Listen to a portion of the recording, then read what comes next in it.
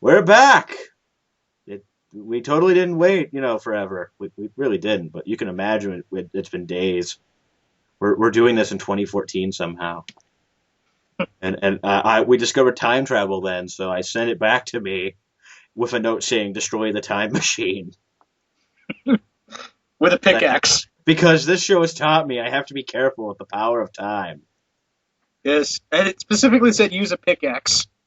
That's how I solve all my problems. The Ave Doctor solves problems that way. So anyway, Voyage of the Damned. I can make a bad pun, but I'm saving the description for that. Okay, in a nutshell, people, it's the Poseidon adventure in space. Yeah, it is. The Doctor, after waving goodbye to Martha and his fifth incarnation, because after I do such big things like that, I go straight into going on a ship that's called Titanic as well, which isn't foreshadowing anything at all. I meet some really goofy people. I meet an Australian pop singer. Who's Oh, actually really good. poor, well, waitress on a spaceship. Who is Who's one of the better parts of this? She was great in this. Yeah, and that's the thing. Like when it was first announced that a pop singer was going to be in here, and again, Billie Piper, she's a pop star in her own right. But and I think everyone was like, kind of like, really, her? She's gonna Kind be of like from Doctor what Who? I managed to gather, there were people like that, but she was kind of getting recognition for some acting here and there before she got on, but she definitely had that stigma. Catherine Tate had that stigma in spades when they not when she was in the Christmas special, but when they said she was coming back full on. People thought, "Oh God, she's gonna say her catchphrases from her comedy show. Save us, Jesus!" And then she proved everyone wrong. Yes, very, very. A lot of people had reservations about Coleman because she looked too pretty, which is one of the dumbest criticisms ever. But whatever. Anyway, back to back to her. Yeah, I didn't know who the hell she was when I saw this, and someone had to tell me many years later, a few years later. I was like, "Who? She's a pop singer. Does she have a song I know or remember?" Which this person replied with, "It's pop music, so no." And I eventually, she had a song that I vaguely remember hearing on the radio here once in a while, but I don't know it now. Yeah. And also from what I heard, she tried her best for years trying to get on Doctor Who, and this is like her big moment for her. Hmm. And instantly she had chemistry with Tennant. Something that other Christmas special people would not really have as bad in spades. Looking at you, Jewel Thief from Planet of the Dead. So instantly, I liked her. I'm just gonna go through the whole band of misfits that he meets. The tourist guy, the old guy who has nothing to his name. He was nice and sweet. He's in Revelation of the Daleks, by the way, and he's awful in it. He's he's picked up some acting talent since then, or at least isn't acting. I'm evil. Here he's this sweet old man who tries to survive, and then he meets this couple who are a walking fat joke only Yeah. until they both gruesomely die. That's another thing I'll get into.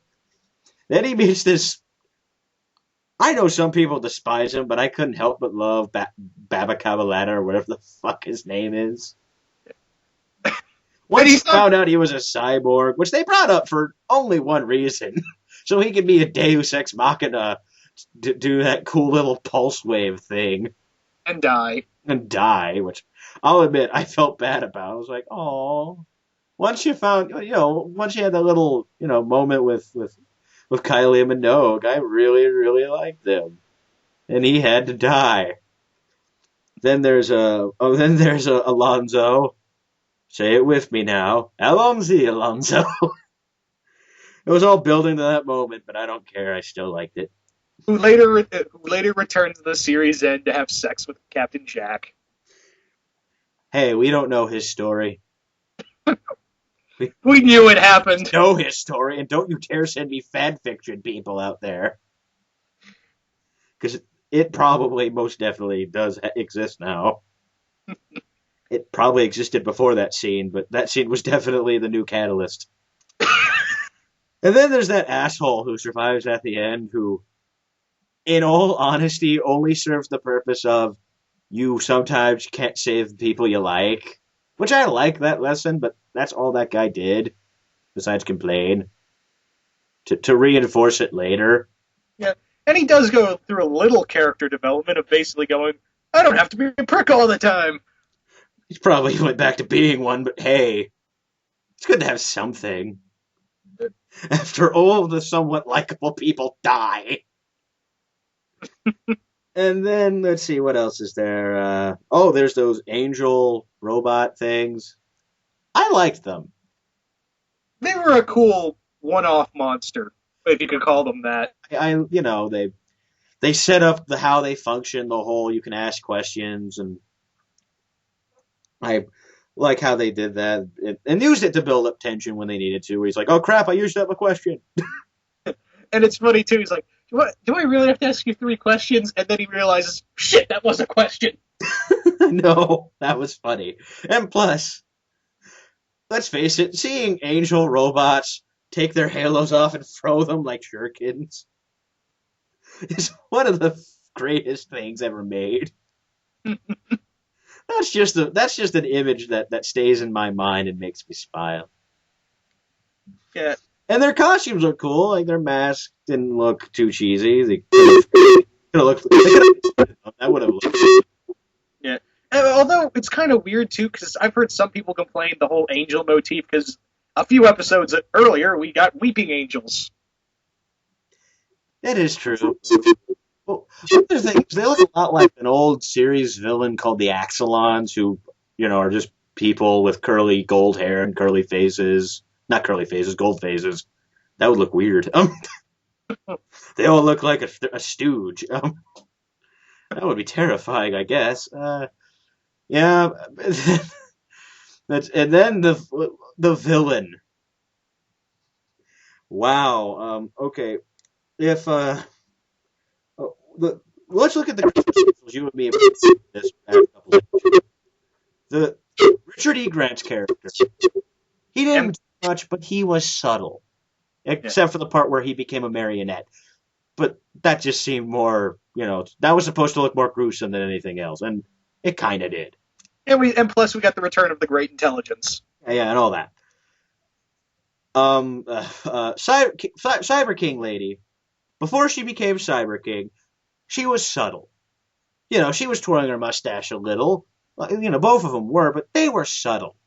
This fucker, I'm guessing whatever part of his brain that allows you to control your acting gland also disappeared because, I must kill them because I'm a guy in a box on a stupid-looking robot rig.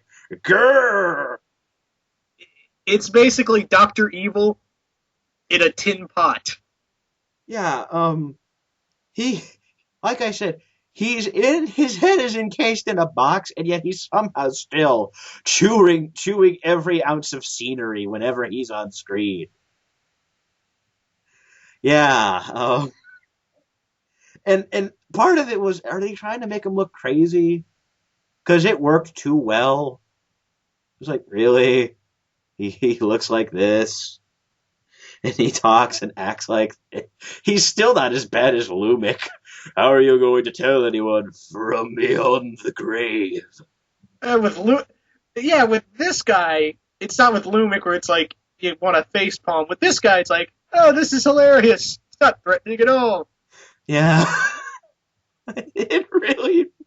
his plan makes some amount of sense. I'll make it look like an accident and make all my former competitors look bad and blah, blah, blah. It is, granted, it's a sound plan, and it almost works compared to the other villains in these specials. It does. But still, it's all thwarted mainly because he's defeated by a forklift,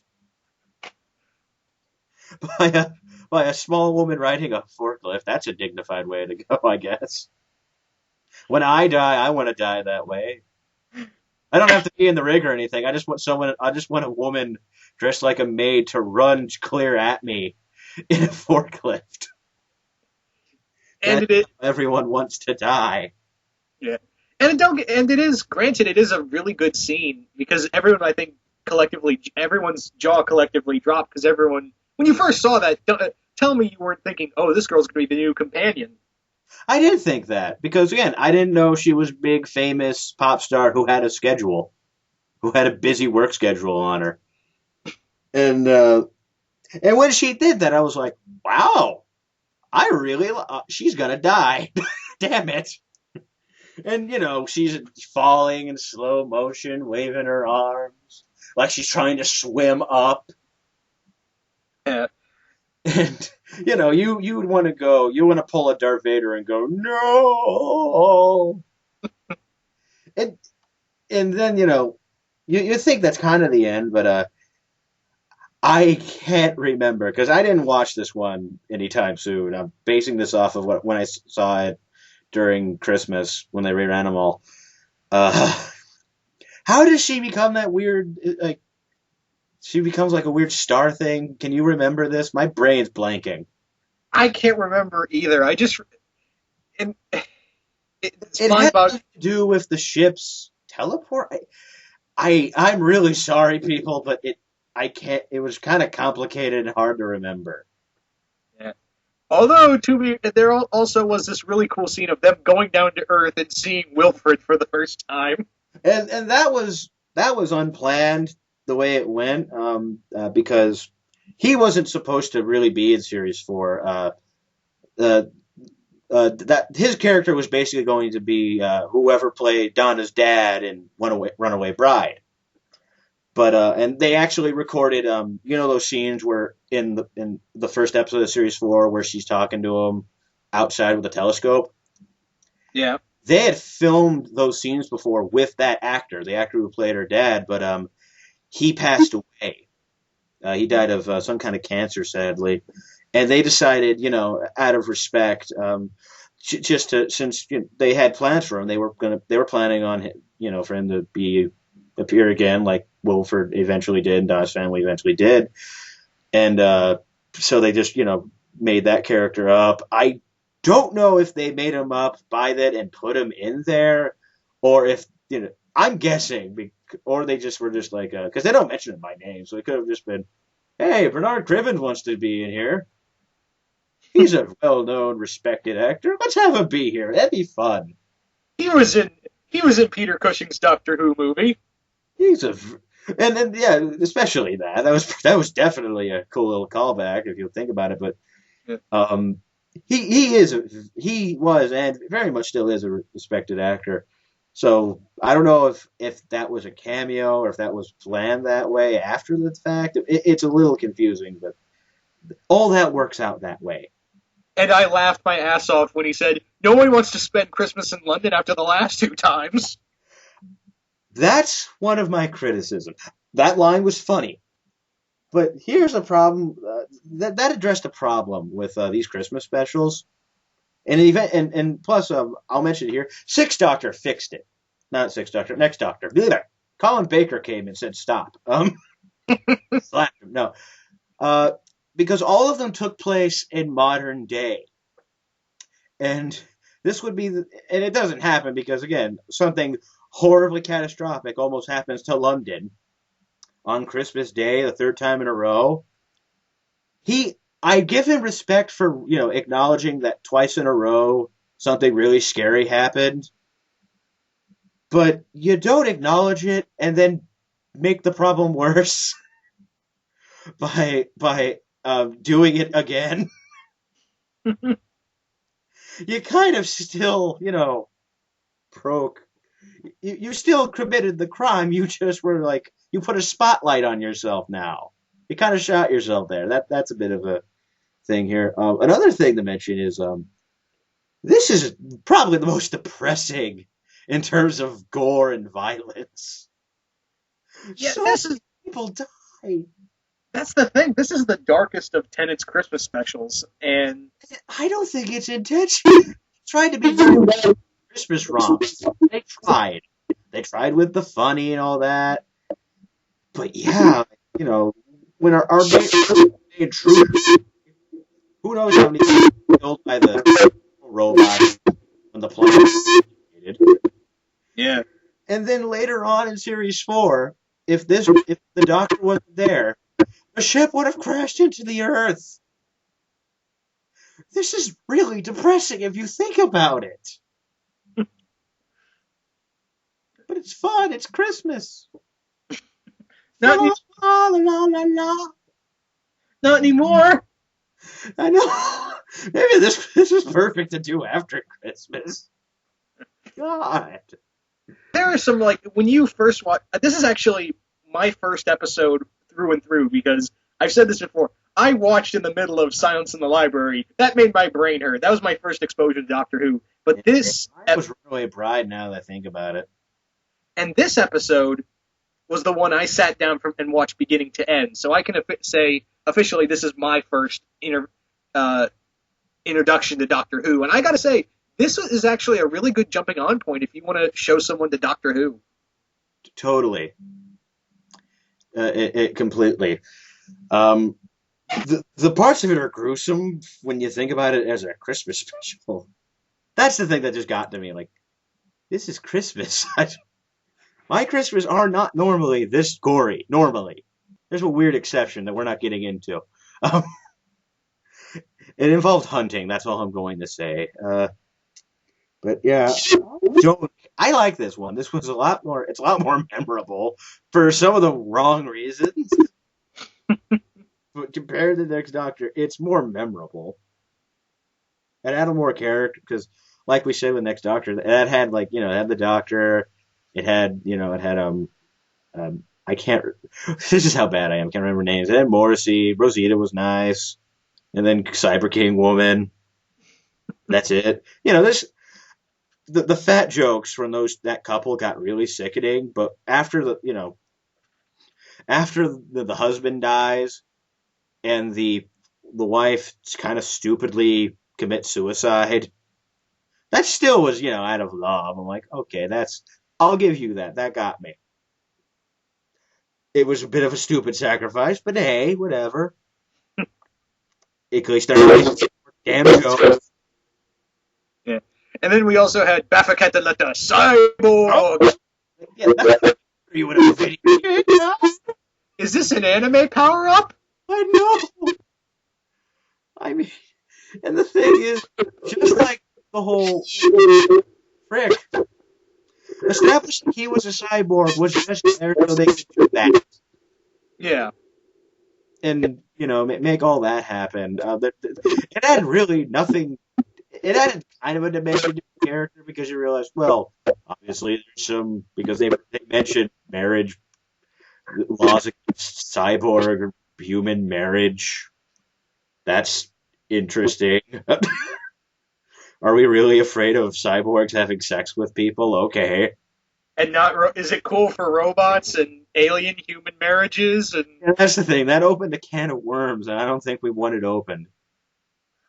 And maybe because RTD is obviously he's obviously gay, and I don't know if he was trying to make some sort of joke or statement there, but it didn't. It served no point other than to make you laugh because yeah, if it was a joke, it kind of felt or. Oh, I'm sorry. Yeah, I was like, oh, you're so cute. I was like, I kind of like him now. Yeah. And like you said, if it was a joke or a short little stab at society, it kind of fell flat. It just had it kind of gave him something like, okay, it gives you more than just him being, a midget they painted up and put a goofy prosthetic on. It made him something more, but it didn't really, I don't.